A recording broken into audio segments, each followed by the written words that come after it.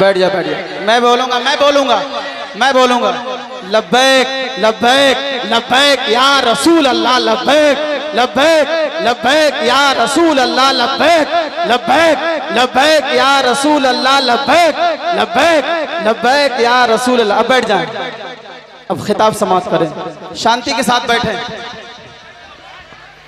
मिंबर नूर पर जलवाबार साहबजादा आली वक़ार अमान मिल्लत हज़रतुल अल्लाम सैयद अमान मियाँ साहब क़िबला और रौनक स्टेज नाइबान रसूल, मेहमानान रसूल, उलमाए उम्मत, हाज़रीन अहले सुन्नत व जमात, ख़ाहरान मिल्लत इस्लामिया, अस्सलामु अलैकुम व रहमतुल्लाहि व बरकातुहू। अल्हम्दुलिल्लाह अल्हम्दुलिल्लाहिल हन्नानिल मन्नान अल्लज़ी ख़लक़ल इंसान व अल्लमहुल बयान वस्सलातु वस्सलामु अला रसूलिही सय्यिदिल इंसी वल जान व अला आलिही व अस्हाबिही ज़विल खैरि वल इहसान, अम्मा बअद, फ़अऊज़ु बिल्लाहि मिनश शैतानिर रजीम, बिस्मिल्लाहिर रहमानिर रहीम। कुन्तुम खैर उम्मतिन उखरिजत लिन्नास तअमुरून बिल मअरूफ़ि व तनहौन अनिल मुनकरि व तुअमिनून बिल्लाह इला आखिर हाज़िहिल आया। सदक़ल्लाहु मौलानल अज़ीम। बारगाह रिसालत में आप सल्लल्लाहु तआला अलैहि वसल्लम में दुरूद पाक का हदिया पेश करें। अल्लाहुम्मा सल्लि अला सय्यिदिना व मौलाना मुहम्मदिन मअदनिल जूदि वल करम व आलिहि व अस्हाबिहिल किराम व इब्निहिल करीम व बारिक व सल्लिम सलातन दाइमतन सरमदन अबदा। आज का ये इजलास मुआशरे की इस्लाह के नाम से मंसूब है और आपके इस शहर मोहब्बत में मैं पहली बार हाजिर हूँ। मैं आप तमामी हजरात को ज़्यादा जोश में लाने की कोशिश नहीं करूँगा, इसलिए कि मुझे पता है भरगेन वाले ज़्यादा तौर पर ईंट का कारोबार करते हैं और मुहावरा भी मशहूर है, ईंट वाले ईंट का जवाब पत्थर से देते हैं। अल्लाह ताला आपका इत्तेहाद और यूनिटी इसी तरह बरकरार रखे। मैं जलसे में जाने से पहले लोकेशन और उसकी जोग्राफियाई कैफियत को भी मालूम करता आता हूँ, किस खित्ते से हमें खिताब करना है, इलाका कहाँ पर है, किस तरह के लोग हैं। अल्लाह का बड़ा एहसान अजीम है कि आपके यहाँ कसरत से मुसलमान आबाद हैं और तुम्हारी ये आबादी बहुतों को खलती भी है, परेशान करती भी है, लेकिन इससे कुछ फर्क नहीं पड़ता। मेरे अजीजों, मशहूर कहावत भी है, जिस खित्ते में ज्यादा तौर पर शेर जिया करते हैं आसपास गीदड़ नहीं आया करते हैं। लेकिन उसके लिए शर्त यही है कि तुम्हारा इत्तेहाद ईमान की बुनियाद पर हमेशा बाकी रहना चाहिए। इसलिए कि गीदड़ भेड़िया तो छोड़ें, कुत्ते भी तुम्हें खा सकते हैं अगर तुम्हारा इत्तेहाद खत्म हो गया। मुत्तहिद रहोगे तो कहलाओगे मोमिन व गाजी, मुंतशिर होगे तो कस्तों में सफाया होगा। आज का ये इजलास इस्लाह मुआशरा के नाम से है। मैं आपके सामने एक बात जरूर पेश करना चाहूँगा कि हमें मसाइल को समझने का दर्क यानी महारत आनी चाहिए। बेशुमार मसले जिंदगी में होते हैं, लेकिन उन मसलों में कोई बहुत गंभीर होता है, कोई छोटा होता है, कोई मीडियम वाला होता है। उसकी पहचान आपको होनी चाहिए।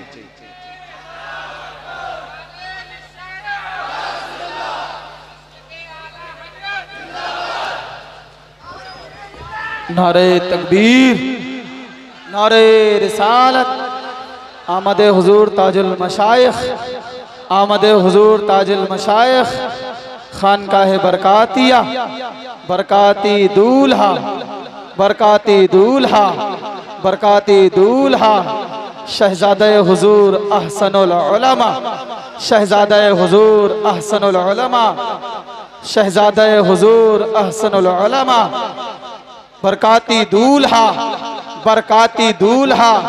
सुभान अल्लाह, सुभान अल्लाह। बैठ जाएं।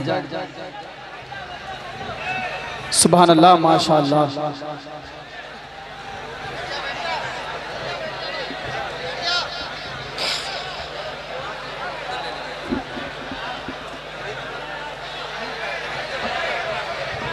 इस तरफ थोड़ा और बड़ा, और बड़ा।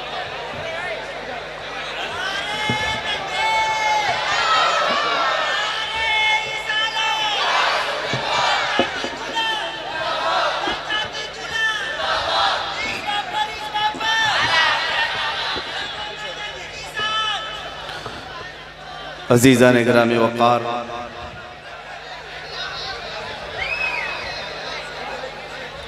इस महफिल पाक की जान, इस महफिल पाक की रौनक और इस महफिल पाक की जीनत ताजुल मशाइख हुजूर अमीन मिल्लत दामत बरकातुहुमुल क़ुद्सिया हमारे दरमियान जलवा फ़िगन है। नबी पाक सल्लल्लाहु तआला अलैहि वसल्लम के अहले बैत की खुशबुएँ आपको बहुत करीब से महसूस होती हैं। आप मारेरा मुतहरा के बहुत करीब रहते हैं और सिर्फ करीब रहते नहीं बल्कि इनके फैज़ को हमेशा अपने शहर में पाया भी करते हैं। या आप खुशकिस्मत हैं, मेरे इलाके में, यानी अगर मैं आपको बताऊं हिंदुस्तान के जनूबी इलाके में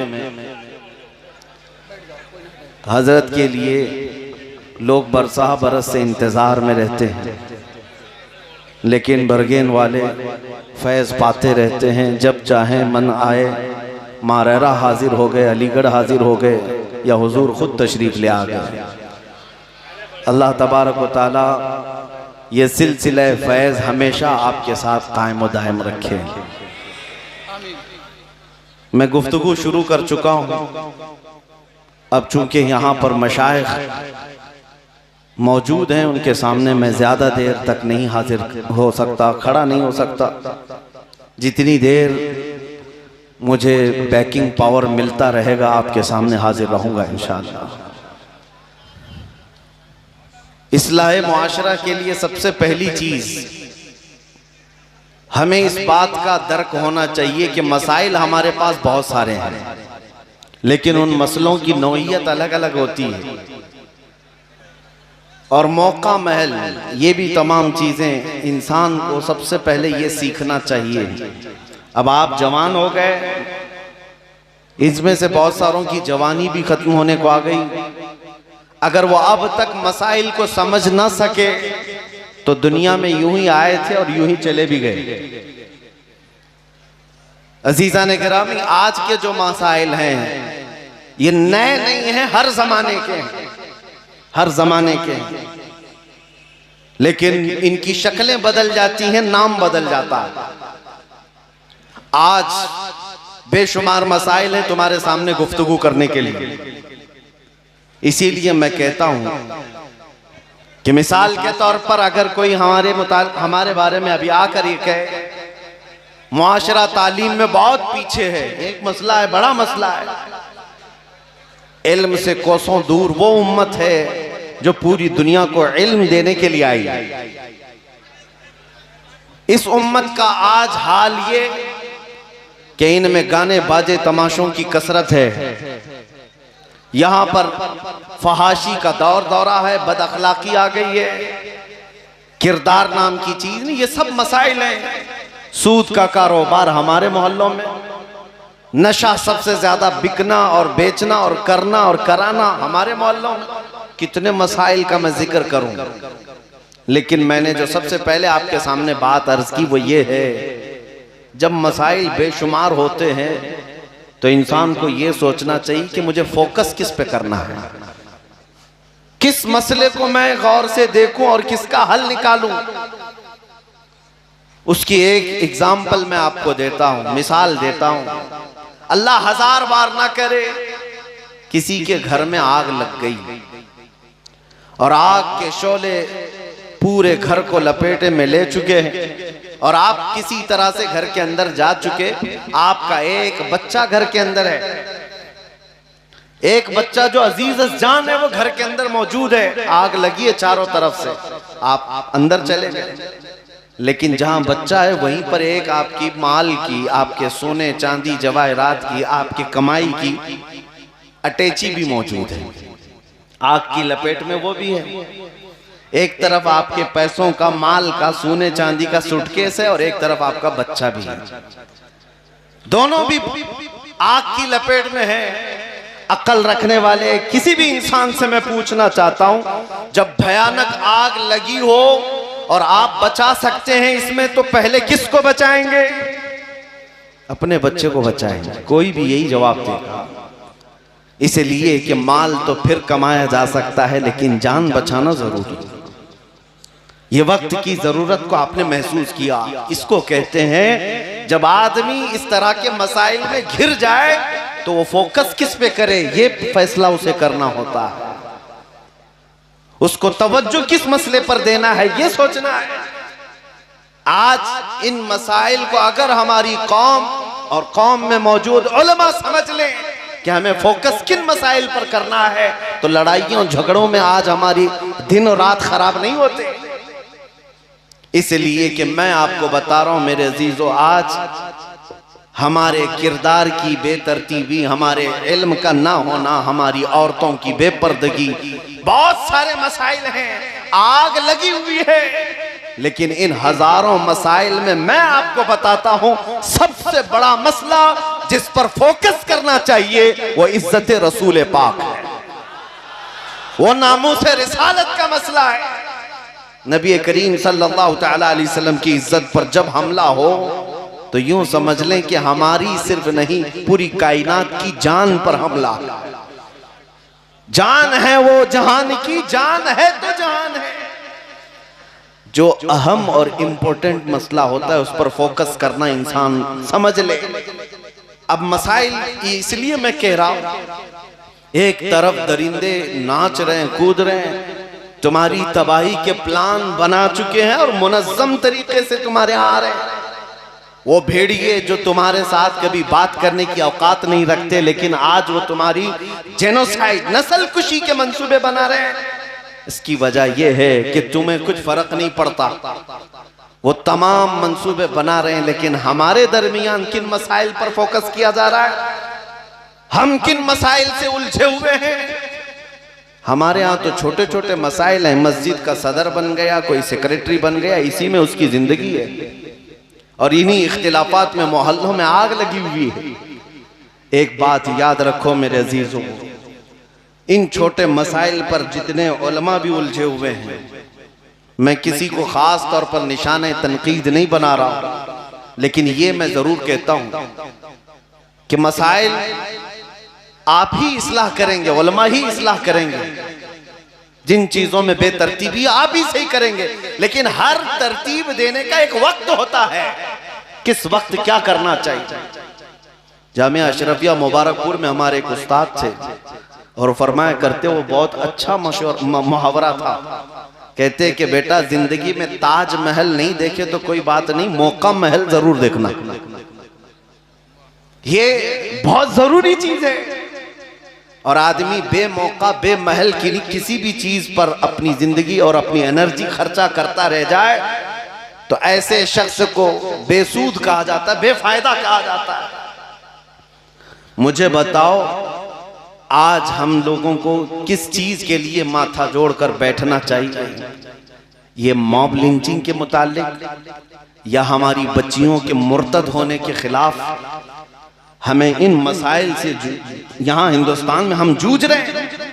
और आपको पता है बाज़ाब्ता आईटी सेल बना करके गुंडे खरीदे हुए मुसलमान लड़कियों के मुतालिक एक ऐप बनाते हैं और उसमें मुसलमान बच्चियों के नाम और उसके साथ उनके रेट लगाए जाते हैं कि फला औरत का ये रेट है, फला औरत का ये रेट है।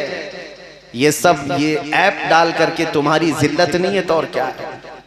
इन मसाइल को देख करके मैं इमाम गजाली की वो बात याद आती है। आपने फरमाया था जब उम्मत रसूलुल्लाह की तौहीन पर खामोश हो जाए तो चंद दिन वो इंतजार करे, उनकी माँ और बहनों को बाजारों में नीलाम किया जाएगा, वो कुछ न कर सकेंगे, वो कुछ न कर सकेंगे। हम देख रहे हैं ये हालात।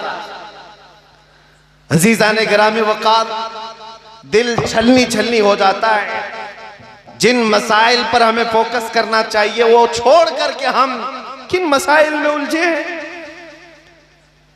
बेमौका बेमहल कुछ लोगों की बातें और इख्तिलाफात तो इस कदर शदीद बढ़ते चले जा रहे हैं। सोशल मीडिया आज मुनाजरे का अड्डा है।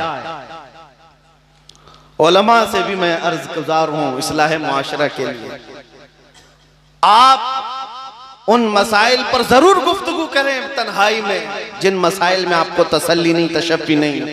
लेकिन आज उम्मत को कोई रास्ता देखने वाला कोई नजर ही नहीं आता। ये जिस तरह से जूझ रहे हैं मसाइल से, इनका हल क्या है। अजीज़ान गिरामी वक़ार, सालों पहले की बात मैं आपको बता रहा हूँ। हुजूर मुजाहिद मिल्लत अल्लामा हबीबुर रहमान साहब रहमतुल्लाह ताला अलैह, ये हकीकत में नाम के साथ इस्म ब मुसम्मा थे, मुजाहिद मिल्लत थे। उनके दौर में जब ये जुल्म बढ़ता जा रहा था और इमरजेंसी के हालात भी आए थे, उस वक्त उन्होंने ये फरमाया कि मैं उम्मत को देख रहा हूं इस कदर हालात में परेशान है और इनके लिए एक जगह बैठने को भी हमारे पास फुर्सत नहीं रह गई। उस जमाने की बात कर तो कहते हैं कि मैं चाहता हूं कि अकेला चला जाऊं सदर जमहूरिया के पास, या बाहर बैठ करके मैं धरना दे दूं अकेला। तो आपसे किसी ने कहा आप अकेले जाकर क्या करेंगे? तो कहा कि वहां जाकर के कहूंगा कि आज तो हमारी हालत यही है कि साथी साथी कह के पुकारूं, साथी हो तो जवाब आए, फिर झुंझलाकर सर दे पट खूंचर ले मौला वाली। आज उन्हीं हालात के हम शिकार हो गए। अजीज़ान गिरामी वक़ार, मैं आपको झिंझोड़ते हुए इस बात का सवाल करता हूं, तुम उस रसूल पाक की उम्मत हो जिस रसूल पाक की उम्मत के लिए कुरान कहता है कुंतुम खैर उम्मतिन उखरिजत लिन्नास, तुम इंसानों में सबसे बेहतरीन उम्मत हो, सबसे बेहतरीन उम्मत हो। ये लक़ब किसी और ने नहीं दिया, तुम्हारे खालिक ने दिया है तुम्हें, तुम्हारे रब ने तुम्हें ये लक़ब दिया, तुम सबसे बेहतरीन उम्मत हो। लेकिन दुनिया तो आज हमें सबसे बुरा कह रही है। उसकी वजह क्या है? रहमान ने हमें जो सबसे अच्छी उम्मत कहा, उसकी वजह क्या थी? तअमुरून बिल मारूफ, तुम लोगों को अच्छाई की बात करते हो, व तन्हौना अनिल मुनकर, बुराइयां देखते हो तो रोक देते हो, व तुमिनून बिल्लाह, और अल्लाह पर गैब से ईमान लाते हो, बिना देखे अल्लाह पर ईमान लाते हो। ये तीन आदतें तुम्हारे अंदर हैं, इसलिए तुम सबसे बेहतरीन उम्मत हो। अब आप अपने गरेबान में झांक कर देखें, क्या वो तीन आदतें अब भी मेरे अंदर हैं या नहीं? मेरा मौला तो फरमा रहा है तुम सबसे बेहतरीन उम्मत हो, कुंतुम खैरा उम्मतिन उखरिजत लिन्नास। किस लिए बेहतरीन उम्मत हो? तअमुरून बिल मारूफ, अच्छाई का हुक्म देते हो, तन्हौना अनिल मुनकर, बुराइयों से रोकते हो, तुमिनून बिल्लाह, और अल्लाह पर ईमान लाते हो। क्या ये तीनों चीजें हैं तुम्हारे अंदर आज या नहीं? अजीज़ान गिरामी वक़ार, अच्छाइयों की तरफ बुलाना कब के बंद कर दिया हमने, और बुराइयों से रोकना ये भी खत्म हो गया। हमारे गली मोहल्लों में आज इस कदर बुराइयां पनप रही हैं, और लोग आज हमसे, अभी अभी की बात है, जलसे में आने से पहले लोग कह रहे हैं यहाँ किसी को कुछ कहें तो लड़ाई पर आ जाते हैं, सब एक दूसरे के हाथापाई पर आ जाते हैं अगर इनको किसी बुराई से रोक दिया जाए। अब आपको मैं बता देता हूं, अगर बुराइयों को देखकर खामोश बैठे रह गए तो तबाही आएगी, अजाब आएगा।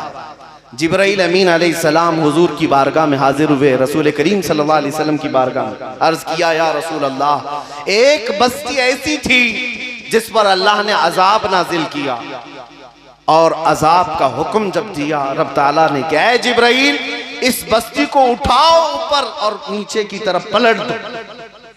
जिब्राइल अमीन कहते हैं मैंने अल्लाह की बारगाह में अर्ज किया, ऐ मौला इस पूरी बस्ती में तेरा एक नेक बंदा भी है, उसने कोई गुनाह नहीं किया, वो हमा वक्त तेरी इबादत में रहता है बस्ती वाले बहुत गुनहगार, सब बुराइयों में मुब्तला है, लेकिन वो नेक बंदा भी तो है उस बस्ती में, उसका क्या करें? रब ताला का हुक्म हुआ है जिब्राइल उसको भी उसी अजाब में गिरफ्तार करो। है नेक बंदा, इबादत गुजार, लेकिन जब बस्ती पर अजाब आ रहा है तो वो भी उस अजाब में होगा।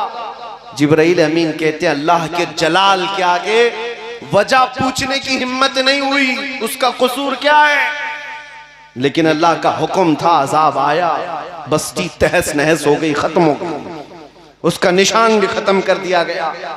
सालहा साल बीत गए तो जिब्राइल अमीन अर्ज करते हैं मैंने रब्बुल आलमीन से अर्ज किया, मौला उस एक बंदे का क्या जुर्म था, वो तो तेरा नेकोकार बंदा था, वो तो तेरा इबादत गुजार बंदा था, वो अगरचे बुरे लोगों की बस्ती में रहता था, उसका क्या कसूर है? रब ताला ने फरमाया जिब्राइल वो नेक तो था, परहेजगार था, लेकिन उसकी आंखों के सामने बुराइयां होती थी, वो रोजाना देखता था और खामोश रहता था, लिहाजा बुराइयां देखकर खामोश रहने वाले का भी वही अंजाम है जो बुराई करने वाले का अंजाम है। तन्हौना अनिल मुनकर पे अगर अमल करना छोड़ दिया तो और एक खसारा मैं आपको बताता हूं।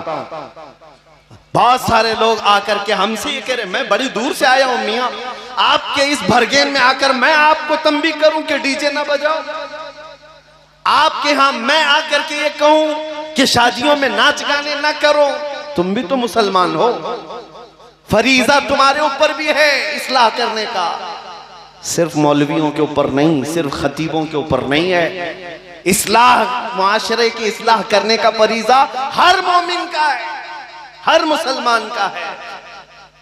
आप किसे हो सके तो इस्लाह करो, लेकिन उसके भी तरीके मेरे आका ने फरमाए। आप किस कैटेगरी में आते हैं अपने आप को अभी शुमार करके देख लेना। मैं 3 कैटेगरी गिनाता हूं। नबी पाक सल्लल्लाहु अलैहि वसल्लम ने फरमाया मन रआ मिनकुम मुनकरन फलयुगय्यिरहु बियदिही वमन लम यस्तति' फबिलिसानिही वमन लम यस्तति' फबिक़ल्बिही वज़ालिका अज़अफ़ुल ईमान औ कमा क़ाल रसूलुल्लाह सल्लल्लाहु अलैहि वसल्लम। नबी पाक सल्लल्लाहु अलैहि वसल्लम फरमाते हैं जिसने कोई बुराई को देखा, बेहयाई को देखा, तो उसे चाहिए कि हाथ से रोके, हाथ से नहीं रोक सकता तो जुबान से रोके, और जुबान से नहीं रोक सकता तो दिल में बुरा जाने। और हुजूर फरमाते हैं ये दिल में बुरा जानना ईमान का सबसे कमजोर हिस्सा है, और मेरे ख्याल से अब सबके पास वही हिस्सा रह गया। इससे ईमान को भी नाप सकते हो आज हमारे अंदर ईमान कितना है। हाथ से रोकना तो ये हुक्काम का काम था, जुबान से रोकना तो आप सबके लिए भी था, लेकिन हमने ये सब चीजें बंद कर दी। कुरान में अल्लाह फरमाता ला युहिब्बुल्लाहुल जहर बिस्सू, छठा पारा यहीं से शुरू होता है। अल्लाह फरमाता है किसी भी बुराई को अलल ऐलान कोई करता है तो अल्लाह हरगिज पसंद नहीं करता।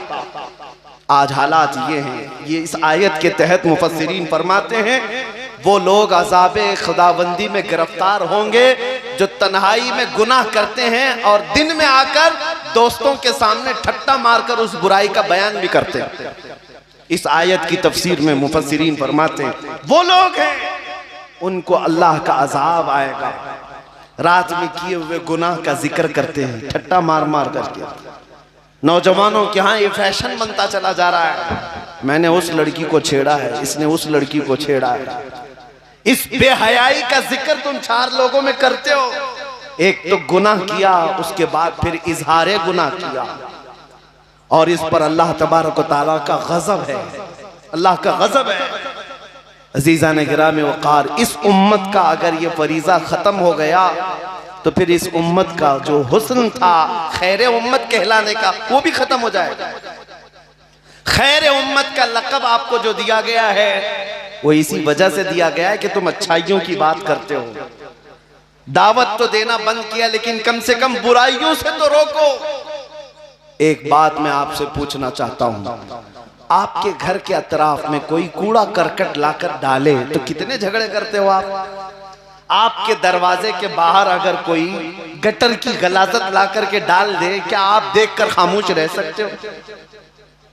और अगर मैं आपको एक बात दूसरी मिसाल बताऊं, आपके घर के किनारे बैठ करके मैं आग जलाऊं, कहूं ठंडी लग रही है मैं आग रोशन किया हूं, आप कहेंगे भाई जाओ मैदान में आग लगाओ। हम कहेंगे कोई बात नहीं, हम आपके घर के अंदर नहीं लगाए, दरवाजे के बाहर लगाए। आप तो ये कहेंगे घर के दरवाजे के बाहर आग लगाए हो, या आग अगर दरवाजे को पकड़ ली या मेरे घर से को पकड़ ली तो आग मेरा घर जल सकता है। आपको इतना सेंस तो है, इतनी अकल तो है, अपने घर के बाहर ना गलाजत डालने देते हो ना आग जलाने देते हो, तो मेरे अजीजों फिर अपने घर के अतराफ उन औबाशों को क्यों पसंद करते हो जो दिन भर नुक्कड़ पर बैठ करके अजनबी औरतों पर नजरें डालते हैं या अपने जिना के किस्से सुनाते रहते हैं? इन अय्याशियों को क्यों अपने घरों के अतराफ पसंद करते हो? कितने तो घर ऐसे हैं जिनको हम देखते हैं गली कूचे में छुट्टियों के दिन ताश के पत्ते खेल रहे हैं। फरमाया गया है जहां ताश के पत्ते खेले जाते हैं 40 दिन तक वहां बरकत का एक दाना भी नहीं उतरता, वहां से बरकत उठा ली जाती है।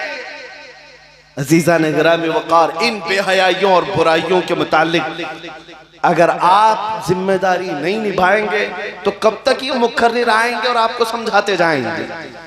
जिम्मेदारी हर एक की है। और एक बात मैं आपको बताऊं, इस्लाह का सबसे बेहतरीन तरीका ये था, शराबी भी हैं हमारे यहाँ, जुआरी भी हैं, नशा करने वाले भी हैं, लेकिन सूदखोर भी हैं, उनको फर्क क्यों नहीं पड़ता?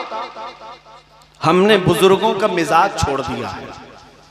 आपको पता है सरकार मुफ्ती आजम हिंद रदी अल्लाह ताला अन्हु के दरबार में बगैर टोपी के भी कोई आता तो आप उसको उठा देते थे।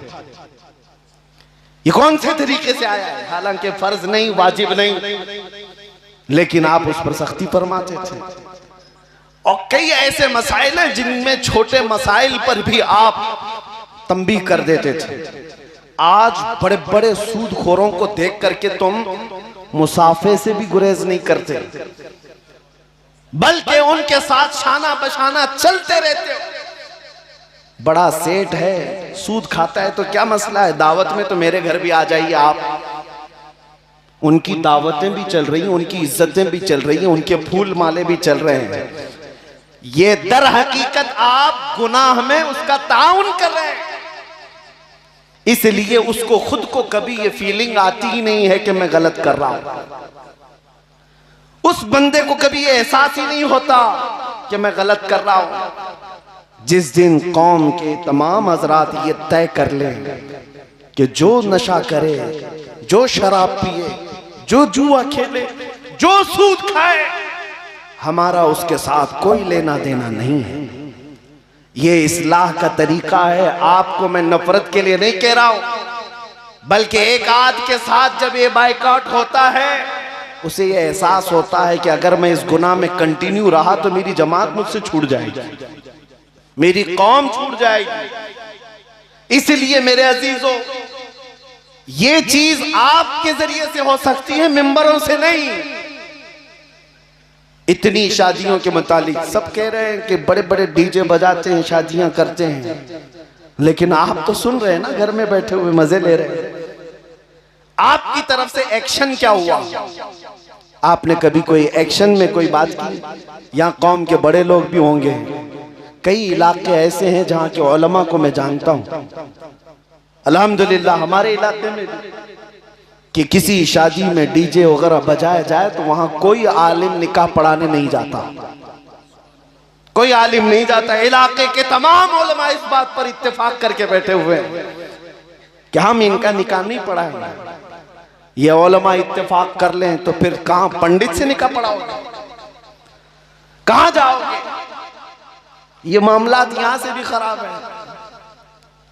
उलमा को भी ये चाहिए कि इन बेहयाइयों को देखकर सिर्फ आप अपने मिंबर से नहीं, अमली तौर पर इनको तंबीह करें। अगर आप नहीं बचेंगे तो हम में से कोई नहीं आएगा।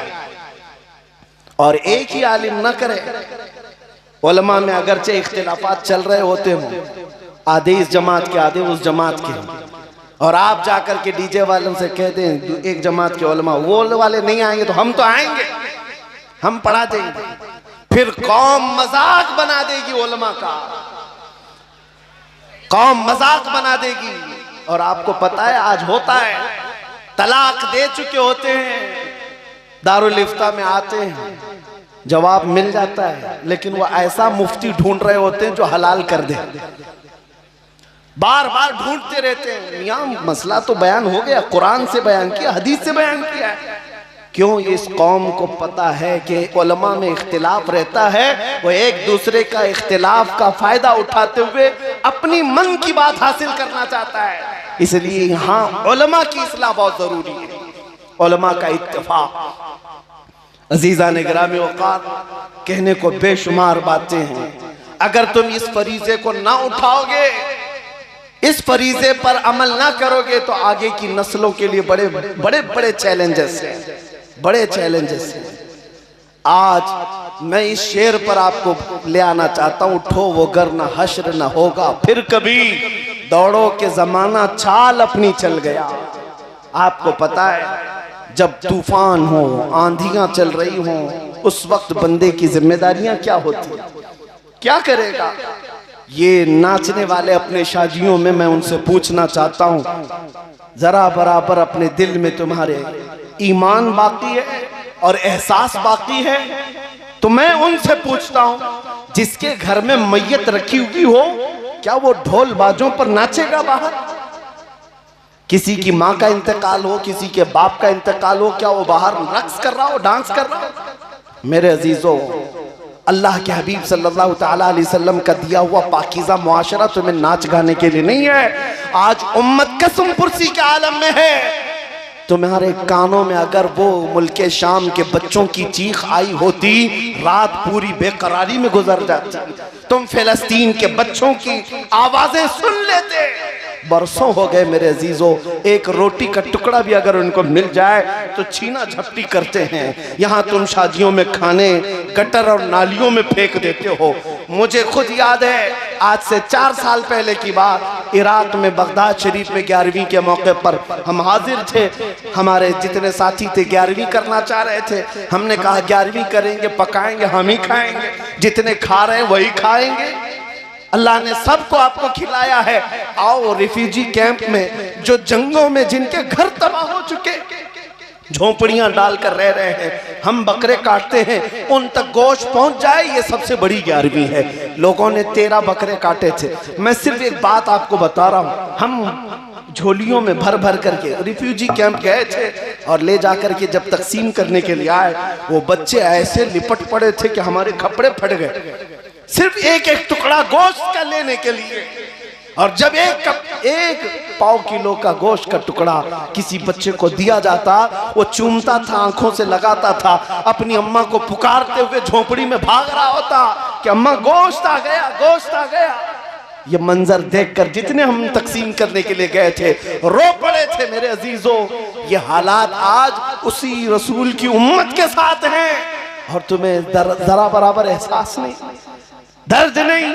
आज हमारे नाचने के दिन नहीं है, हमारे रक्स करने के दिन नहीं है।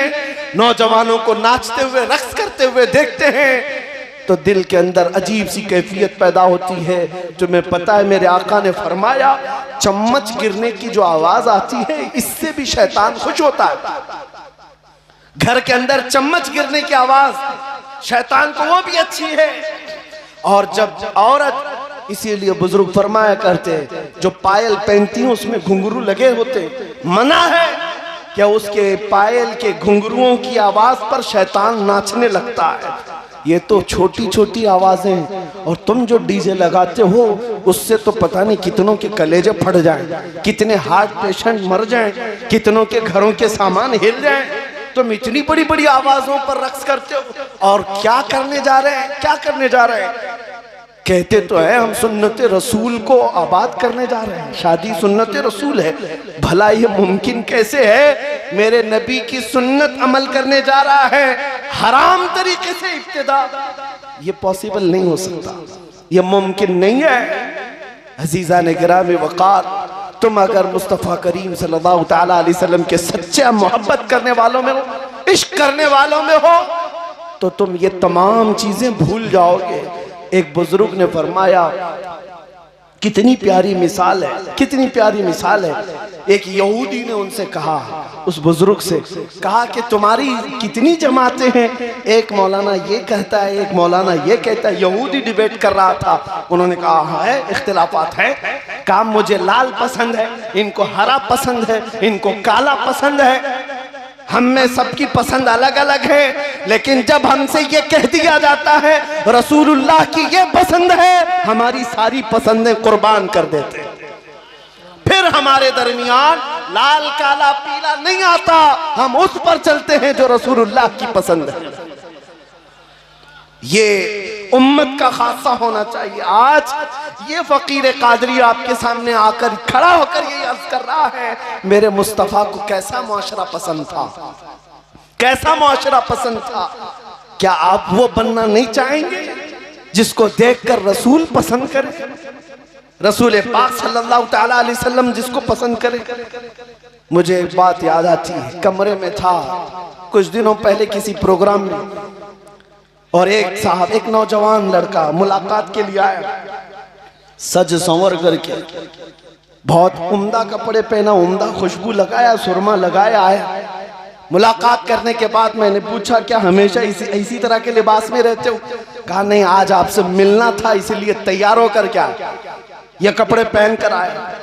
मैंने कहा मैं तो एक बहुत छोटा आदमी हूँ, गुनहगार आदमी हूँ, आपने मुझसे मिलने के लिए पूरा हुलिया चेंज किया। क्या आपको खबर है अचानक एक रात आएगी जब मलकुल मौत रूह निकालेंगे और तुम रसूलुल्लाह से मिलने के लिए कब्र जा रहे होंगे, तुम कब्रिस्तान जा रहे होंगे।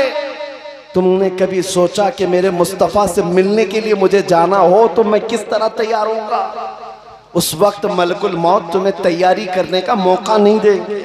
इसीलिए हम वक्त तैयार रहो, जिस दिन भी आ जाए इज़राइल लब्बैक कहो और चल पड़ो कि रसूलुल्लाह की बारगाह में जाना। मेरे अजीजों, किसी को गुनाहों के अड्डों पर उठाया गया तो उसका खात्मा कितना बुरा है। मैं आपको कहता हूं, लोग कोरोना में मरने वालों के मुतालिक कहते थे अरे बेचारे की मौत हो गई, प्लास्टिक में रैप करके अंदर डाल दिया गया। 4 लोग जनाजा पढ़े, उससे ज्यादा जनाजा पढ़ने की किसी को इजाजत नहीं थी। यही हालात थे। लोग इसको ये समझ रहे थे कि शायद ये बुरी मौत है और डर रहे थे। बुरी मौत इसको नहीं कहते। ये फैली हुई वबाई बीमारियों में बड़े बड़े बुजुर्गों का भी इंतकाल हुआ है। अशरे मुबशरा 10 जन्नती साहबा में से एक साहबी अबू उबैदा बिन जर्राह रदी अल्लाह ताला, ताउन अमवास फैली हुई बीमारी में उनका इंतकाल हुआ। कोई ये नहीं कहता कि उस सहाबी की बुरी मौत हुई। हजरत अबू जर गिफारी, इनका इंतकाल हुआ। इनकी बीवी चौराहे पर जाकर खड़ी होकर ऐलान करती थी कि लोगों कोई है, आओ, मेरे शोहर का इंतकाल हुआ, जनाजा उठाने के लिए कोई है नहीं। 4 लोगों को ढूंढने के लिए उनकी बीवी खड़ी थी। तो क्या मतलब है, बुरी मौत है? मौत का बुरा होना या अच्छा होना न बीमारी पर डिपेंड है, न लोगों की कसीर तादाद पर है। मैं आपको बताता हूं मौत अच्छी है या बुरी कैसे। अगर तुम ईमान पर मर जाओ और 1000 टुकड़ों में कट जाओ, अच्छी मौत। और अगर गुनाहों के अड्डों पर मौत आई, कुफ्र पर मौत आई, फिर तुम्हें 1 लाख लोगों का कंधा भी मिल जाए, बुरी मौत है, बुरी मौत है। मुझे एक बात याद आती है, नौजवानों से मैं आज कहना चाहूंगा, शब बारात 15वीं शब है शाबान, और सारे लोग इबादतों में मसरूफ रहते हैं। 15वीं रात को, शब बारात को बड़ी रात मनाई जाती है। अपने इलाके में मैं भी तकरीर में मसरूफ था, और रात को सलातु तस्बीह इबादत सब। रात के वक्त कुछ नौजवान अय्याशी के लिए उस रात को इस्तेमाल करते हैं। बाहर निकले, बाइक राइडिंग किया, पटाखे उड़ाए, यही सब करते हैं। 2 नौजवान 16 साल के और 18 साल की उम्र के थे। बाइक राइडिंग करते करते हाईवे पे गए और एक ट्रक से टकराए, जगह पर मौत हुई। मैं ये कह रहा हूं बड़ी रात थी, हादसे में मौत हो गई। हादसे में मौत हो गई, भेजा ही बाहर आ गया, लाया गया, लेकिन जो अहम बात है वो मैं बता रहा हूं। जब उन दोनों की लाशें लाई गई घर में तो दोनों के मुंह से शराब की बदबू आ रही थी। ये बड़ी रात है, शब बरात, सारी दुनिया तौबा करने में मसरूफ है, रब के हुजूर मांग रही है, गिड़गिड़ा रही है, और तुम्हें शैतान कहां लेकर गया? तुम शराब भी पी लिए और मौत उसी हालत में आई। मेरे अजीजों, कितने ऐसे लोग हैं जो जनाजा उठाने से कतराने लग गए। यह है बुरी मौत, चाहे अच्छा दिन भी मिल जाए, अच्छी रात भी मिल जाए, लेकिन मौत अगर गुनाहों पर आई है तो सबसे बुरी मौत है। मैं आपसे पूछना चाहता हूं कि किस तरह मरना चाहते हो दुनिया में? जाओगे, सब जाएंगे ही।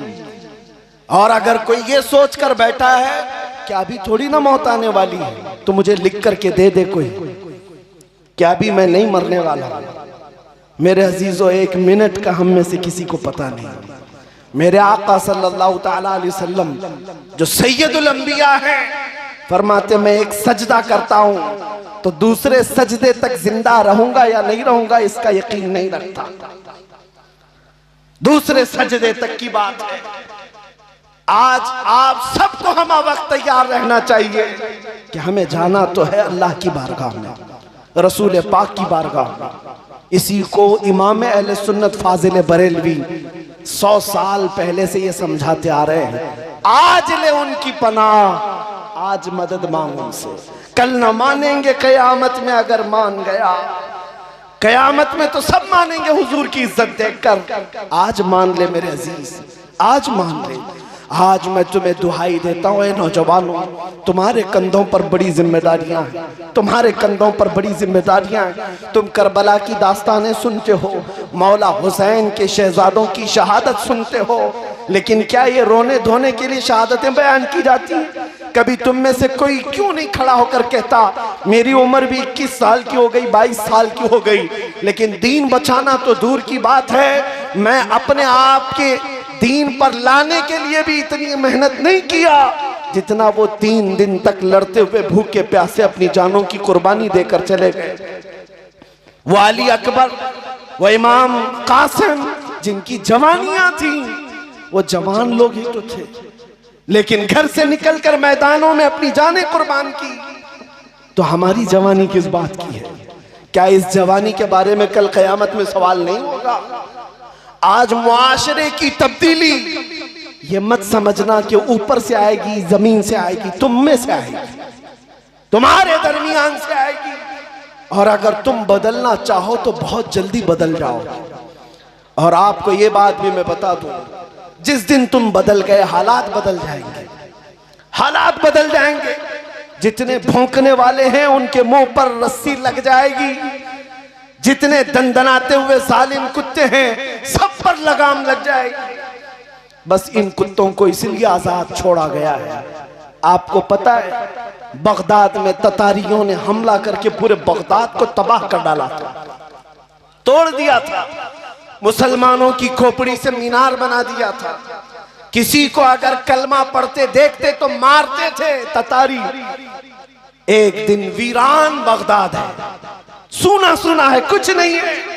ततारियों की फौज के साथ ततारी बादशाह की बेटी सैर के लिए निकली है तो अचानक शाम के वक्त अजान की आवाज आती है।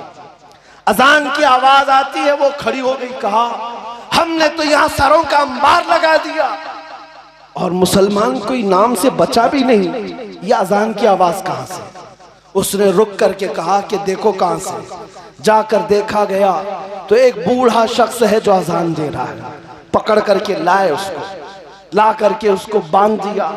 उस खातून ने कहा इसको दरबार में लेकर चलो। लेकर आने के बाद उस खातून ने पूछा बड़े साहब आप मुसलमान हो? कहा हाँ अल्हम्दुलिल्लाह मुसलमान। कहा पूरा बगदाद खत्म कर दिया है हमने, पता है मैं किसकी बेटी हूँ? बादशाह की बेटी हूँ। हमारी फौज ने तुम्हारे छींतरे उड़ा दिए। हिम्मत कैसी होती है अभी अजान देने की? उस बाबा ने कहा हिम्मत तो आखिरी सांस तक रहेगी, इसलिए कि मरना भी इसी नाम पर है, मरना भी इसी नाम पर है, वो अल्लाह है। उस लड़की ने मजाक उड़ाते हुए कहा अच्छा इसका मतलब क्या है? आप अजान देते हो। बूढ़े मियाँ ने कहा अल्लाहु अकबर, अल्लाहु अकबर, इसका मतलब अल्लाह सबसे बड़ा है, अल्लाह सबसे बड़ा है।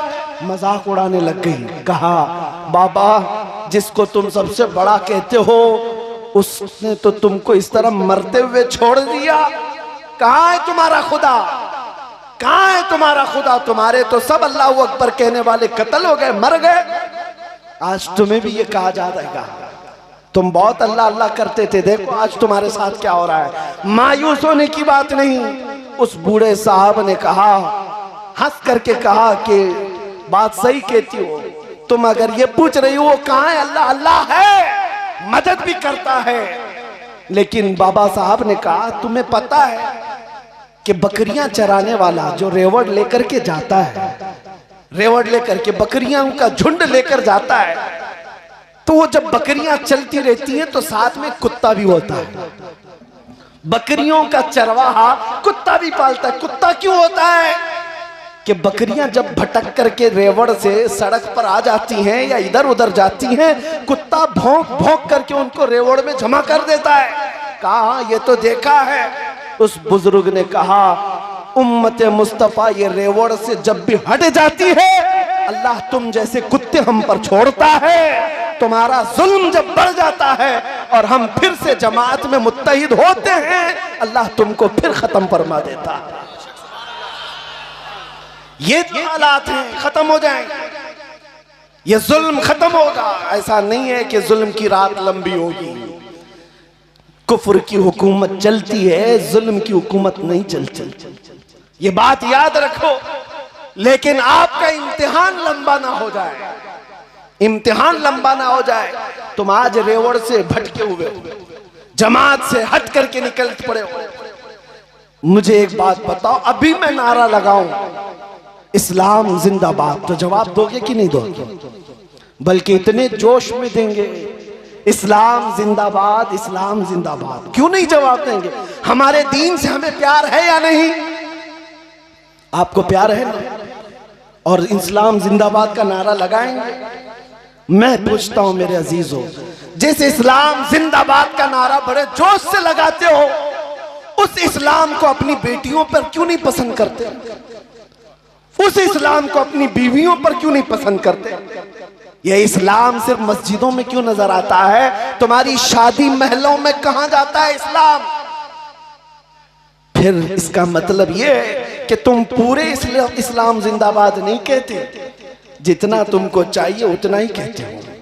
अगर इस्लाम से प्यार है तुम्हारे बेटे पर भी तुम्हें इस्लाम अच्छा लगना चाहिए। बेटा, बहू, बेटी, बीवी बात की बात है, तुम अपना चेहरा पकड़ करके देख लो कि तुमको भी इस्लाम कहां है, तुम पर भी इस्लाम है या नहीं। इसीलिए हाली ने कहा था, ऐ खासान रसूल वक्त दुआ है, उम्मत पे तेरे वक्त जब आके पड़ा है। जो दीन निकला था बड़ी शान से अपने वतन से, आज वो परदेश में आके गरीबुल गुरबा है। ये दीन आज अपनों के अंदर ही अजनबी बन गया है, अपनों के अंदर अजनबी बना है। पता है आपको, शेख सादी रहमतुल्लाह अलैह एक जगह फरमाते हैं, कयामत के दिन इस्लाम भी शिकायत करेगा मुसलमानों के खिलाफ। मुसलमानों के मुतालिक ये कहेगा, ऐ अल्लाह, कुफ्फारों मुशरिकीन की तरफ से जो मुझ पर हमले होते थे वो अलग थे, लेकिन मेरे मानने वालों ने मुझे तन्हा कर रखा था। सिर्फ ओकेशनली मुसलमान हैं, यानी हम मुसलमान कब हैं? जुम्मा में हैं। हम मुसलमान कब हैं? जब हमारे घर में किसी की मौत हो जाए, टोपी भी आ जाएगी, कुरान भी घर में आ जाएगा। उसके अलावा इस्लाम क्यों नहीं आता? अजीजा ने गिरामी वक़ार, कुरान कहता है, इन्नल्लाह ला युग़य्यिरु मा बिक़ौमिन हत्ता युग़य्यिरु मा बिअन्फुसिहिम। बेशक अल्लाह ताला उस वक्त तक किसी कौम की हालत नहीं बदलता जब तक उसको खुद अपनी हालत बदलने की फिक्र ना हो। आपको अपनी बदलनी होगी। कैसे बदलेंगे? जाओ आज के बाद से घरों में अपने बच्चों को लो, इन बच्चों को आवारा ना छोड़ो, इनको मोबाइल थमा करके अब तुमने तो कहानियां सुनाना भी छोड़ दिया।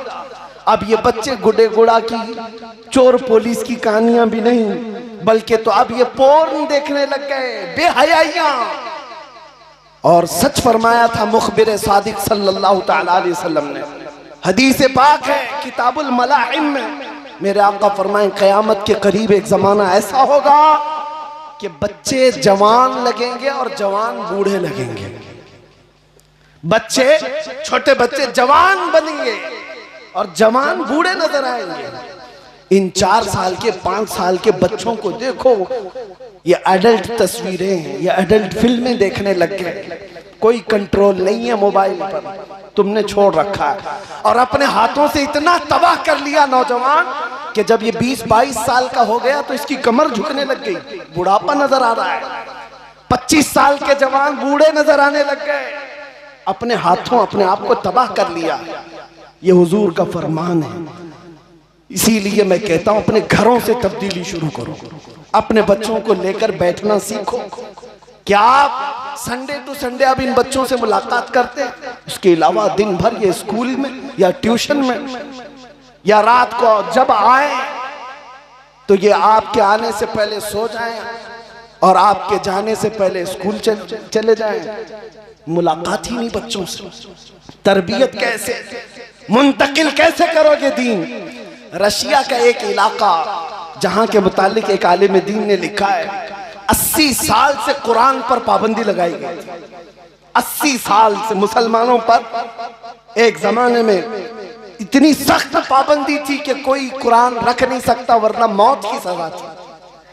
एक आलिम दीन कहते मैं उस इलाके में पहुंचा, एक दुकान पर गया तो सामने वाले ने देखकर मुझे पहचान लिया, मैं मुसलमान हूं। उसने इशारे में पूछा, मैंने बताया, वो भी मुसलमान था, जुमा का दिन था। कहा नमाज पढ़ना है। वो दुकान वाले ने कहा यहाँ ऐसे खुलेआम नहीं पढ़ सकते, मैं आपको लेकर चलता हूँ। खुफिया रास्ते से वो एक जगह लेकर गया। एक छोटा सा कमरा था जिसमें कई लोग जमा थे नमाज पढ़ने के लिए जुमा की। खुफिया तौर पर नमाज पढ़ रहे थे। मुसलमानों के साथ इतने सख्त हालात थे उस इलाके। कहते हैं नमाज पढ़ने के बाद एक बच्चा 8 साल का आया और कुरान पढ़ने लगा।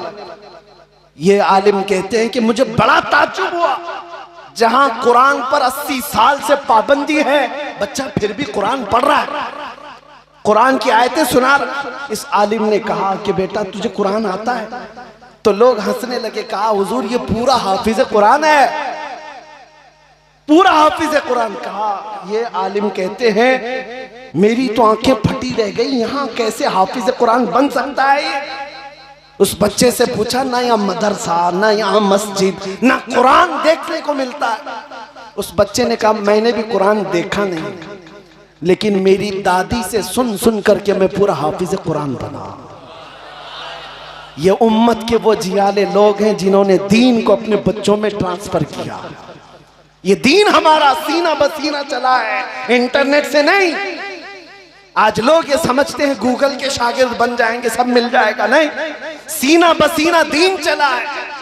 आप अपने बच्चों में मुंतकिल करने के लिए वक्त निकालो। मेरे आका सल्लल्लाहु तआला अलैहि वसल्लम की हदीस है, सुनो। हुजूर ने फरमाया अल्लिमू औलादकुम सलात खिसालिन हुब्ब नबियिकुम व हुब्ब अहली बैतिही व तिलावतल कुरानिल करीम। हुजूर फरमाते हैं अपने बच्चों को 3 चीजें सिखाकर चले जाना। नंबर 1, अपने नबी की मोहब्बत सिखाओ। किताबों से नहीं, प्रैक्टिकल तुम सिखाओ अपने बच्चों को। मैं सो जाऊं या मुस्तफा कहते कहते, खुले आंख सल्ले अला कहते कहते। सेकंड, दूसरी नंबर पर हुजूर फरमाते उनके अहले बैत की मोहब्बत सिखाओ, रसूल के अहले बैत की मोहब्बत। और तीसरे मेरे आका फरमाते हैं कुरान की तिलावत करना सिखाओ।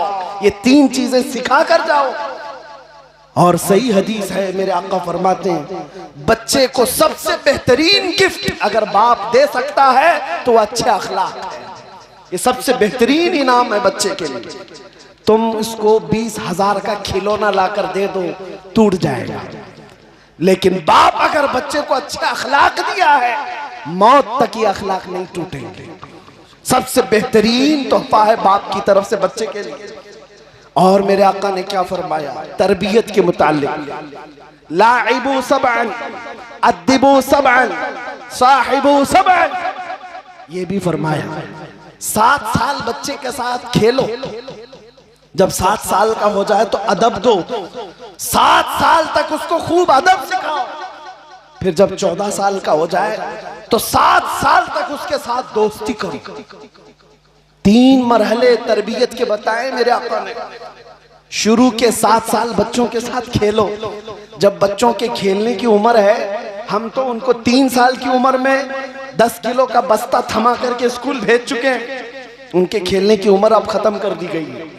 और 7 साल का जब हो जाए बच्चा तो फरमाया मेरे आका ने उसको अदब सिखाओ। 7 साल से लेकर 14 साल तक अदब, सिर्फ अदब सिखाओ।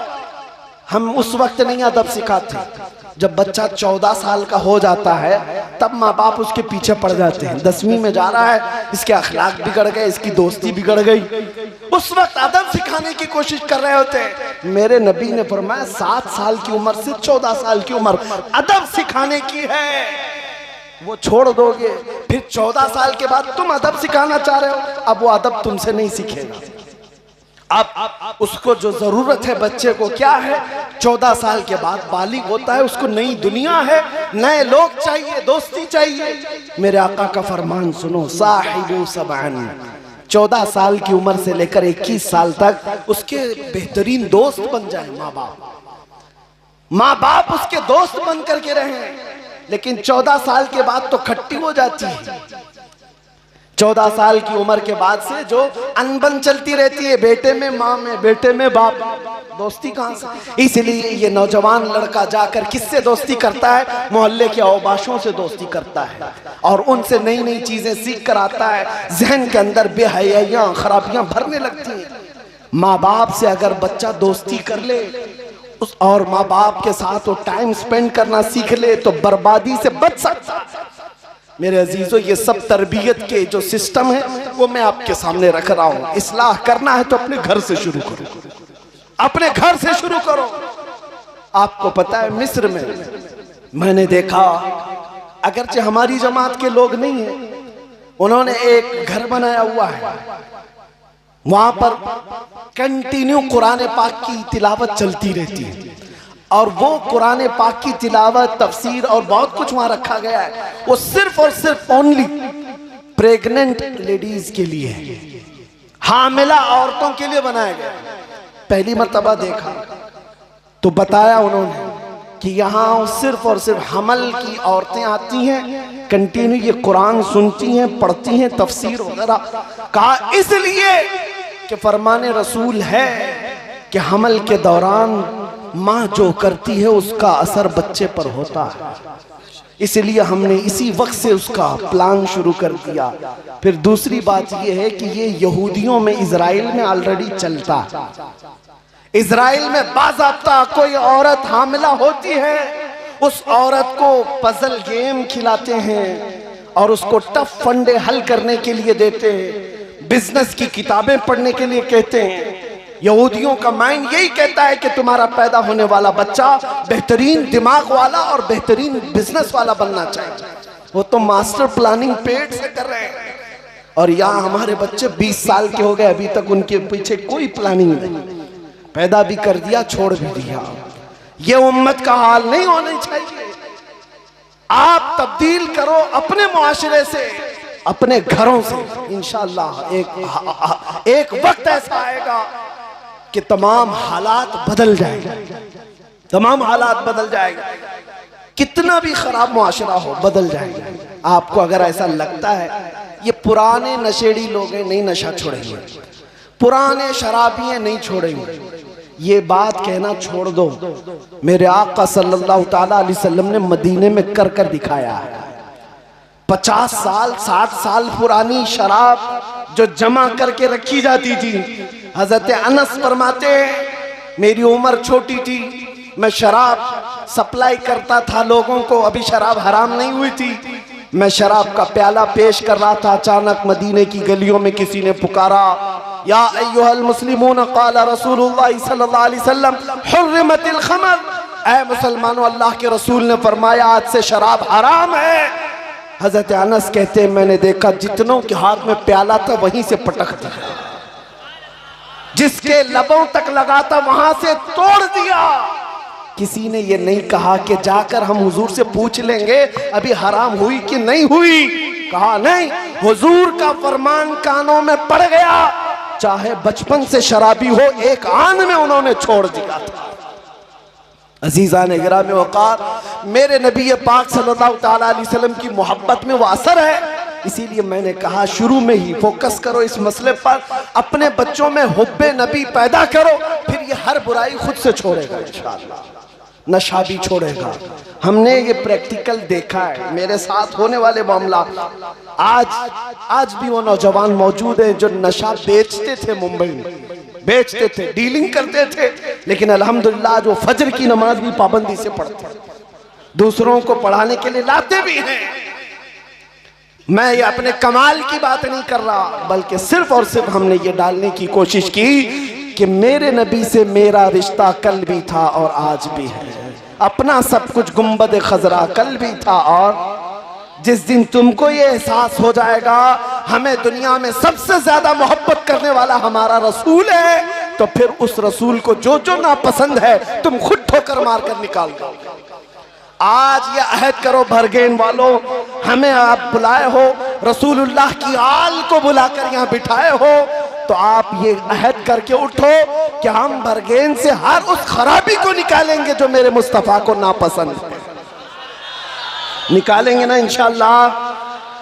आप जो नौजवान बचे हुए हैं वो भी अहद करेंगे। हम शादी करने से पहले, एक अजीब बात नहीं है, वो मौलाना लोगों से मसले बहुत पूछने आते हैं, बहुत मसले, वजू के मसले, नमाज के मसले, ज़कात के मसले, सब मसले, और तलाक के मसले तो ज्यादा आते हैं, ये सब मसले आते हैं। लेकिन नौजवान ये क्यों नहीं पूछने आता कि मौलाना ये बताएं मेरे नबी पाक को कैसी शादी पसंद थी। अगर सच्ची मोहब्बत हो तो आप ये पूछते हुजूर को कैसी पसंद थी, तो आपको ये बताया जाता मेरे आका को कैसी पसंद। नबी पाक सल्लल्लाहु अलैहि वसल्लम का फरमान आलीशान है, इन्ना अअज़मन निकाहि बरकतन ऐसरुहु मऊनतन औ कमा क़ाल रसूलुल्लाह। मेरे आका सल्लल्लाहु अलैहि वसल्लम फरमाते हैं सबसे बेहतरीन निकाह और सबसे ज्यादा बरकत वाला निकाह वो है जिस निकाह में खर्चा कम किया जाता है। ये हुजूर का फरमान सुना रहा, जिस निकाह में खर्चा कम किया जाता है। आपको पता है एक सहाबी आए, कहा हुजूर गरीब हूं लेकिन शादी की ख्वाहिश है। हुजूर ने फरमाया कर दी जाएगी तुम्हारी शादी मदीने में, लेकिन मेहर तो देना होगा। अपनी बीवी को मेहर तो दोगे, मेहर कानून है। कहा क्या दूं? कहा कोई एक चांदी की अंगूठी। कहा हुजूर इतनी औकात नहीं है चांदी की अंगूठी औरत को दे दूं। कहा जाओ लोहे की अंगूठी। उस साहबी ने कहा मैं आका मेरी इतनी भी औकात नहीं, एक लोहे की अंगूठी देने की भी औकात नहीं। हुजूर पाक ने अंसार सहाबा में से एक की बेटी का निकाह उस नौजवान सहाबी के साथ तय किया, और उसके बाद मेहर क्या, उस सहाबी से पूछा ना तू चांदी की अंगूठी मेहर में दे पाएगा, न लोहे की अंगूठी देने की ताकत है। हल माअका मिन सूवरिल कुरान, क्या तुझे कुरान की कोई सूरे याद है? उस सहाबी ने कहा कज़ा व कज़ा या रसूल अल्लाह, फला फला सूरतें याद हैं। हुजूर ने फरमाया जा तेरा निकाह करता हूँ और मेहर में तू अपनी दुल्हन को कुरान की सूरतें याद करा दे। हुजूर ने निकाह को इतना आसान किया और फरमाया मेरे आका ने कि इतना आसान कर दो निकाह के जिना मुश्किल हो जाए। तुमने उल्टा कर दिया, निकाह को इतना भारी बना दिया कि जिना आसान है आज लोगों के लिए। क्या क्या झमेले पाल रखे हैं, और सबसे बड़ी खराबियां हमारे इस माशरे में जो दर आई हैं ये हिंदुआना रस्म व रिवाज हैं। तुम पड़ोस में रहते रहते सब चीजें उनकी अडॉप्ट करने लग गए। हमारे यहाँ ये सब चीजें हैं नहीं। आप कभी क्यों नहीं पूछते मेरे नबी की 9-10 शादियां हुई, हुजूर ने क्या मेहर दिया था, किस तरह शादियां हुई थी। चलो हुजूर सल्लल्लाहु ताला अलैहि वसल्लम की 10 अज़वाज का मामला एक तरफ, अपनी सबसे प्यारी बेटी सैयदा कायनात फातिमातुज़ ज़हरा का निकाह कैसे किया था। मदीने में आज जाकर के ढूंढ करके दिखाओ वो हाल कहाँ है जहाँ शादी हुई थी उनकी, वो कहाँ है, सजावट कैसी थी। मेरे अजीजों मस्जिद नबवी में ये सादा निकाह था फातिमातुज़ ज़हरा रज़ियल्लाहु ताला अन्हा का। मैं आपसे ये नहीं कहना चाहता हूं कि आप शादी बिल्कुल ही खत्म कर दो, अपनी अपनी हैसियत के मुताबिक शादी अच्छी करो, खिलाओ पिलाओ, लेकिन हराम काम को तो आने मत दो। अगर अल्लाह ताला ने इस्तिताअत दिया, आप ये चाहते मेरी शादी में 1000 लोग खाएं, ठीक है, खिलाना सवाब है, आप खिलाओ, 1000 नहीं 10,000 को खिलाओ, गुरबा मसाकीन को खिलाओ अपनी शादी में, कोई मसला नहीं। लेकिन जहां तुम इसमें फिर दिखावे पर आ जाते हो, फिर हराम कारियां ले आते हो, हद तो ये है मेरे अजीजों, कई ऐसे इलाके मुसलमानों के मुझे समझ में नहीं आते कि जहां नामर्दों को, हिजड़ों को लाकर शादियों में नचाया जाता है। नाउज़ु बिल्लाहि मिन ज़ालिक। किस तरफ चल पड़ी ये कौम? कहां है तुम्हारी अखलाक? हरगिज नहीं रवा है तुम्हारे लिए। आपको ये सवाल करना चाहिए, मेरे नबी को कैसी शादी पसंद है, आपको बता दिया जाता, लेकिन पूछता नहीं नौजवान, क्योंकि बहुत सारी कुर्बानियां देनी पड़ेंगी, छोड़ना पड़ेगा। आज ये अहद करो है नौजवानों, मैं मुआशरे में मौजूद बेहयाइयों और बुराइयों को मिटा करके हुजूर की सुन्नतों को जिंदा करूंगा इंशाअल्लाह। मेरे आका ने फरमाया, मन तमस्सक बिसुन्नती इंद फसादी उम्मती फलहु अजरु मिअतु शहीद, फलहु अजरु मिअति शहीद, औ कमा क़ाल नबी सल्लल्लाहु अलैहि वसल्लम। आपको आज के जमाने में एक बेहतरीन तोहफा देकर जा रहा हूं। नौजवानों, सवाब कमाना चाहते हो कि नहीं? जवानों से पूछ रहा हूं, इस फसाद के दौरान जहां अखलाक तबाह हो गए, इस वक्त अगर किसी ने हुजूर की एक सुन्नत को जिंदा किया, मेरे आका फरमाते हैं उसे 100 शहीदों का सवाब।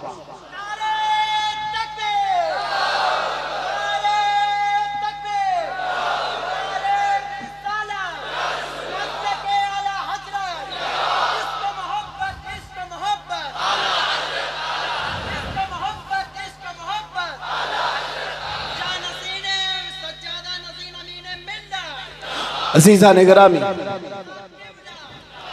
आपसे मैं एक बात कहूं, असर तो होना चाहिए जलसे में आने का।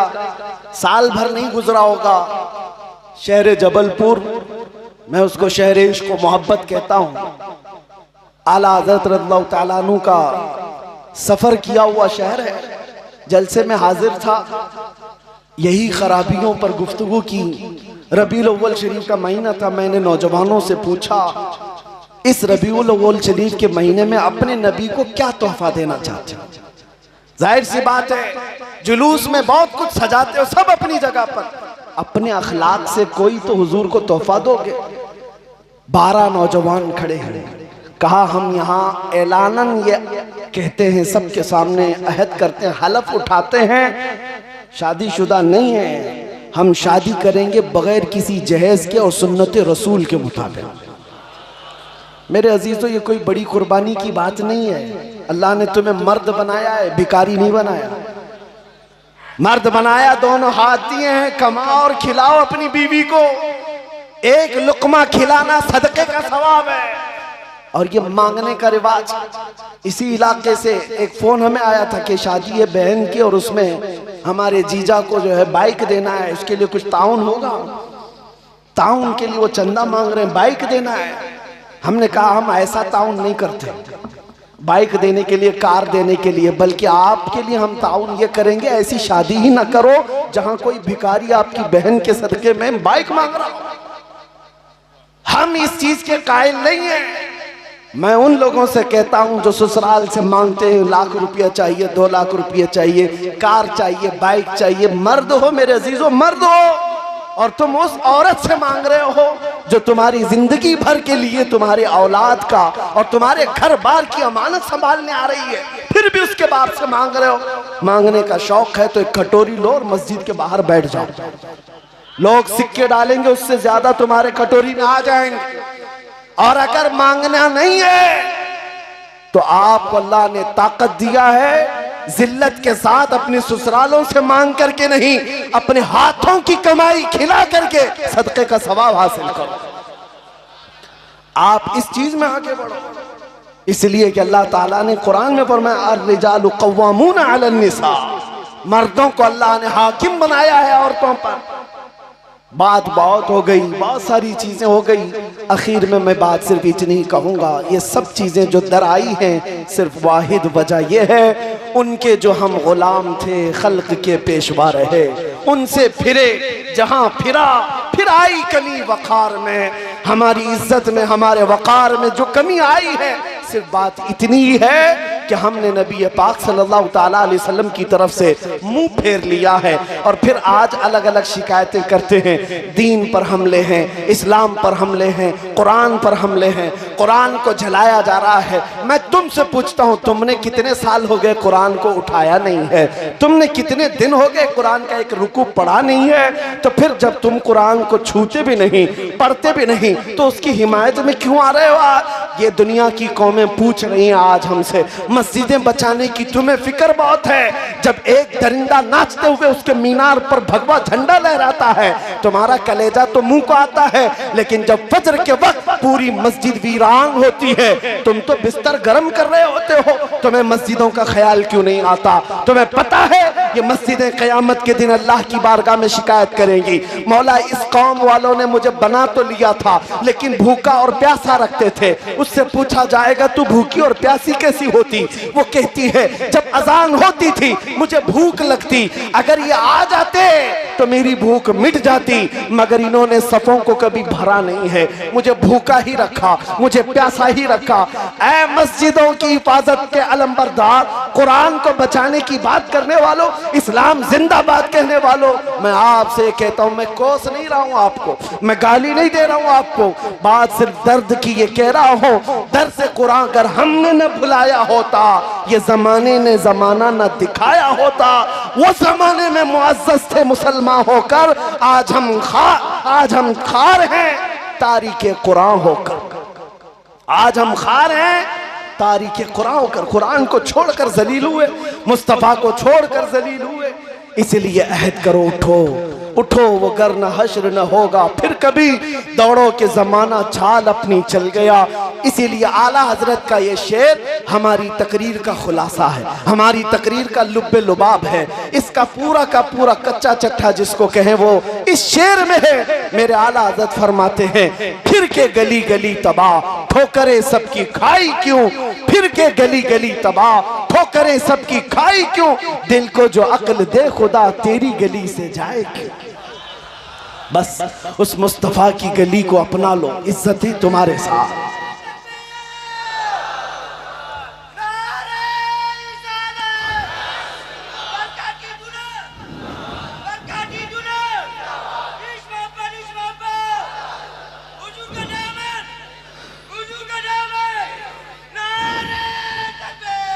मेरे अजीजों, ये आप तक जो बातें थी, बस मैं दो चंद बातें बड़े दिनों से मेरे गोशे जहन में थी तो आपके सामने अर्ज कर दे रहा हूँ, इसलिए कि ये बरकाती मिंबर है, यहाँ से हमेशा इस्लाह की बात होती रही है।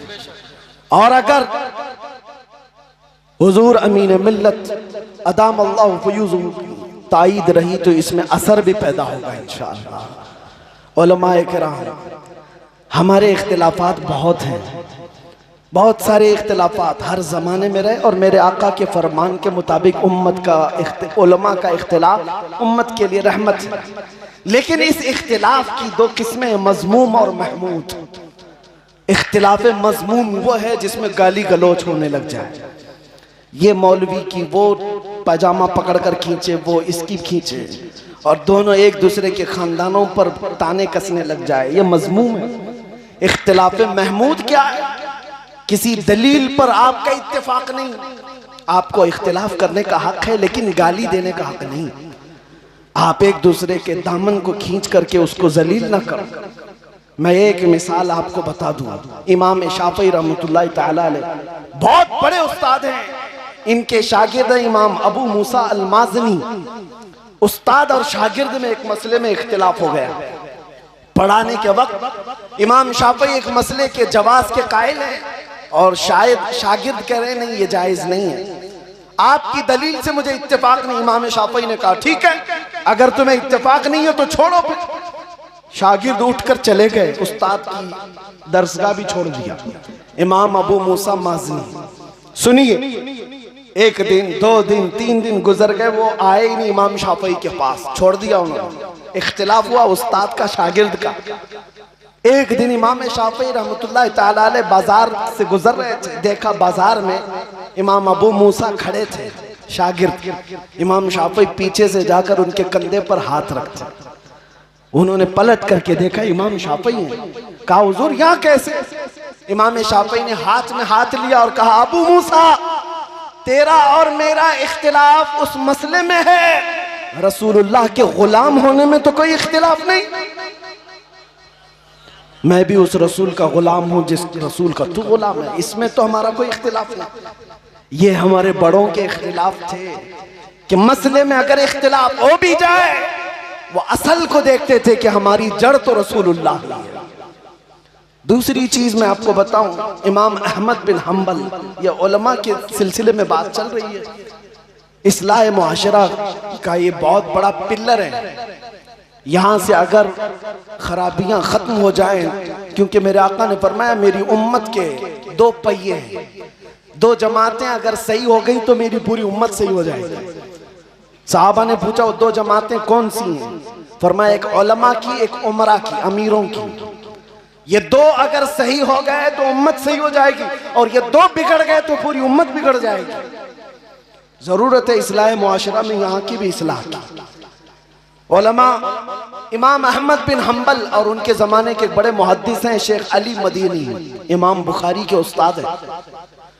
ये इमाम अली मदीनी और इमाम अहमद बिन हम्बल में किसी मसले में इख्तिलाफ हुआ। इमाम अहमद बिन हम्बल के शागिर्द कहते हैं हम एक दिन पढ़ने के लिए बैठे हुए थे, शेख अली मदीनी घोड़े पर सवार होकर तेजी से आए, घोड़ा सामने बांध दिया और सीना तान कर अंदर इमाम अहमद बिन हम्बल का दरवाजा खोला, चीखते हुए आ गए अहमद बिन हम्बल कहाँ है? दरसगाह में बैठे थे। इमाम अहमद बिन हम्बल ने अपने सारे शागिर्दों को बाहर भेज दिया, जाओ हमारी बातचीत होगी। ये है बड़े उलमा की बात, छोटों को पहले बाहर कर दिया, जाओ हमारी बात होगी। दोनों बड़े मुहद्दिस हैं, इमाम अहमद बिन हम्बल जिनको 5 लाख हदीसें याद है, शेख अली मदीनी इनको भी लाखों हदीसें याद है। दोनों एक कमरे के अंदर दरवाजा बंद करके बातचीत कर रहे हैं। शागिर्द कहते हैं आवाज इतनी बुलंद हो गई थी हमें लगता था कि अब मारपीट हो जाएगी, हाथापाई की नौबत आ जाएगी, इतना तेज आवाज अंदर से आ रही थी। थोड़ी देर के बाद आवाज ठंडी होने लगी, पस्त होने लगी, बंद हो गई आवाज, दरवाजा खुल गया। शागिर्द कहते हैं हमने दरवाजा खोला तो शेख अली मदीनी गुस्से में उठकर जा रहे थे और इमाम अहमद बिन हम्बल भी उनके पीछे पीछे जा रहे थे। जब शेख अली मदीनी घोड़े पर चढ़ने लगे, इमाम अहमद बिन हम्बल अपने दोनों हाथ उनके पैर के नीचे रखते हैं। शेख अली मदीनी इमाम अहमद बिन हम्बल के हाथों पर अपना पैर रखकर घोड़े पर चढ़ गए, सलाम किया और निकल गए। इमाम अहमद बिन हम्बल का ये अमल शागिर्द देख रहे हैं। पूछा हुजूर जो इख्तिलाफ था खत्म हो गया? इमाम अहमद बिन हम्बल ने कहा खत्म नहीं हुआ, अभी भी चल रहा है। मैं उनको कायल नहीं कर सका, उन्होंने मुझे कायल नहीं किया, इख्तिलाफ अभी भी बाकी है। शागिर्दों ने पूछा अंदर इतना चीखम पुकार हो रही थी, हाथापाई की नौबत आने वाली थी ऐसा लग रहा था, और जब दरवाजा खुला तो आप बाहर निकलकर उनके पैर के नीचे अपने हाथ रख रहे हैं, ये क्या मामला है? अगर इख्तिलाफ है तो फिर हाथ क्यों रखा उनके नीचे? इमाम अहमद बिन हम्बल ने कहा ए लोगों, मेरे शागिर्दों, इख्तिलाफ अलग चीज है, तुम अली मदीनी को नहीं जानते, वो मुहद्दिस हैं। मैंने तो सिर्फ हाथ रखा, उनके तलवों के नीचे की मिट्टी सुरमा लगाने के काबिल है। ये हमने मिस्र में पढ़ा था, अदबुल इख्तिलाफ की कोई चीज है। उलमाए ज़वील एहतराम, आज इख्तिलाफ करने का हक है, लेकिन अदब के साथ, एहतराम के साथ अगर बाकी रहता तो कौम इस तरह मुंतशिर ना होती। आज हर कोई अलग अलग झंडा लेकर अपने अपने हलके में, इन बेचारों को कुछ पता ही नहीं, लेकिन ये बड़े बड़े मसलों में जायज नाजायज के नारे लगाते हुए घूम रहे हैं और बड़े बड़े उलमा का ईमान नाप रहे हैं। ये खराबियां यहाँ से दर आई, इसलिए मैंने ये 2 बातें अर्ज करनी पड़ी। बहरहाल जो कुछ बयां हुआ वो आगाज़ बाब था, इसलिए कि इस्लाह मुआशरा एक ऐसा तवील बाब है जिसको शुरू करने के बाद इख्तिताम नजर नहीं आता। खुलासा कलाम फिर से मैं यही कहूंगा, आज के इस रात में हम ये अहद करते हैं जो आला हजरत ने फरमाया, उन्हें जाना उन्हें माना, न रखा गैर से काम, लिल्लाहिल हम्द में दुनिया से मुसलमान गया। अगर हुजूर पाक सल्लल्लाहु ताला अलैहि वसल्लम की तरफ हम सब जमा हो जाएं, वो एक नाम काफी है हमारे इत्तिहाद के लिए, वो एक नाम काफी है हमारे इख्तिलाफात को मिटाने के लिए। हम सबको अगर ये एहसास हो जाए, सिलसिले दसियों क्यों ना हो जाएं, ये नहरें हैं, सब उस मदीने के समंदर में जाकर जमा हो जाते हैं। तो उस समंदर से अगर प्यार हो जाए तो इतने झगड़े और फसादात मोहल्लों में कभी नजर ना आएंगे, इतने बुराइयां नहीं आएंगी। इसलिए अजीजा निगरामी, जड़ की तरफ तवज्जो दो। अगर जड़ तुम्हारी मजबूत हो जाए तो फिर इंशाअल्लाह हमारे जैसों को आकर के तुम्हारी इस्लाह की बात करने की जरूरत भी नहीं पेश आएगी। कल को तुम खुद खड़े होंगे, बुराइयों को रोकेंगे इंशाअल्लाह, रोकेंगे ना इंशाअल्लाह। और हमारे इलाकों में नशा न बिकेगा, न खाएंगे और न ही बेचेंगे, और न ही करने वालों के साथ दोस्ती करेंगे इंशाअल्लाह, करेंगे ना इंशाअल्लाह। जो अहद कर रहे हो ये रसूलुल्लाह को हाजिर और नाजिर जानकर गाने सुनना छोड़ दोगे, क्योंकि फरमाया गया जो गाने सुनता है फहश, उसके दिल में मुनाफिकत आ जाती है, वो मुनाफिकत के करीब जाता है और वो जिना के करीब जाता है। इन्नल गिना यूरिसुन निफाक, गाना निफाक की तरफ ले जाता है और जिना की तरफ ले जाता है। दिन भर एयरफोन लगाकर गाने सुनते रहते हो, पता है क़यामत के दिन इन लोगों के मुतालिक फरमाया जाएगा, सीसा पिघला करके उनके कानों में डाला जाएगा, भेजा बाहर निकल आएगा। जो गाने सुनते थे, बेहयाई के नगमे सुनते थे, यहाँ बुराइयां हैं, अहद करेंगे इंशाअल्लाह, सुनेंगे तो मेरे मुस्तफ़ा की नाते सुनेंगे, हुजूर पाक के कलाम सुनेंगे इंशाअल्लाह, करेंगे ना इंशाअल्लाह। अब मैं आपको बताऊं, अभी आप ही के इलाके में जहां हम रुके हुए थे, शादी के आपके डीजे बज रहे थे, लेकिन हमारे सामने से गुजरते ही फिर उसमें नाच भी लग गई। हमने पूछा, अचानक गाना नाच में बदल गया। कहा अब उनको पता चला आप यहाँ मौजूद हैं, इसके लिए गाने को बदलकर नाच में तब्दील कर दिया। ऐ नौजवानों, मैं निकम्मा आदमी हूं, मेरे लिए बदल लिया तुमने। तुम ये क्यों नहीं सोचते हमारा अकीदा है मेरा नबी हाजिर और नाजिर है, मेरा नबी तो देख रहा है मदीने से। मेरे लिए बदल दिया, किसी के लिए बदल दिया, अपने रसूल के लिए क्यों नहीं सोचा, अपने नबी के लिए क्यों नहीं बदला। अहद करो, मैं जो कुछ भी करूंगा वो ताजदार मदीना, मदीना से मेरे अहवाल को देख रहे हैं। हम यहाँ से पुकारे, वो वहां से सुने। मुस्तफ़ा की समाअत पे लाखों सलाह।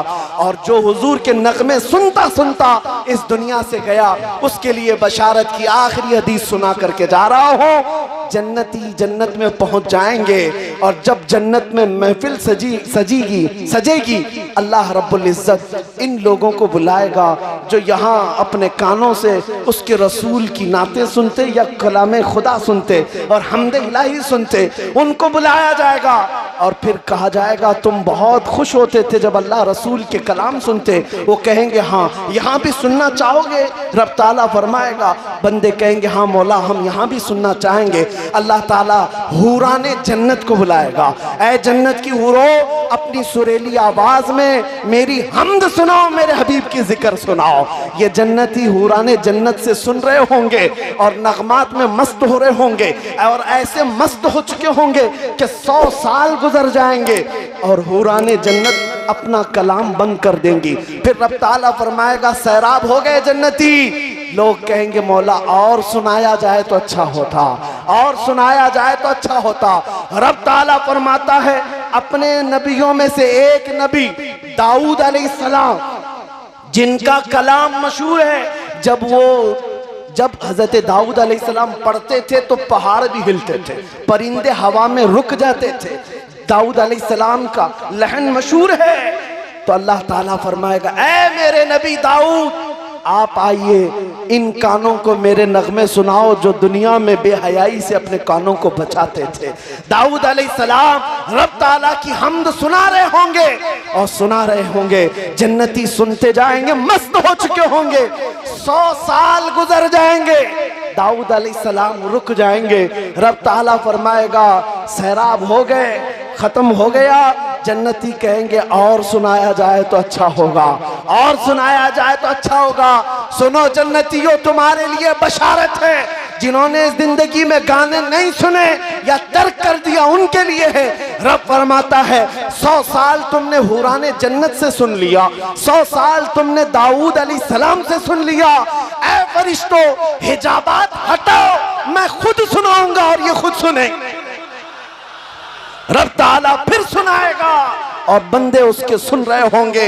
अल्लाह करीम वो दिन भी हमें दिखाए जब जन्नत में हम मेरे आका के झंडे तले मेरे रब की सना सुन रहे होंगे। सबा वो चले के बाग फले, वो फूल खिले के दिन हो भले, लिवा के तले सना में खुले, रजा की जुबान तुम्हारे लिए। वाखिरु दावाना अनिल हम्दुलिल्लाहि रब्बिल आलमीन। लब्बैक या रसूल अल्लाह।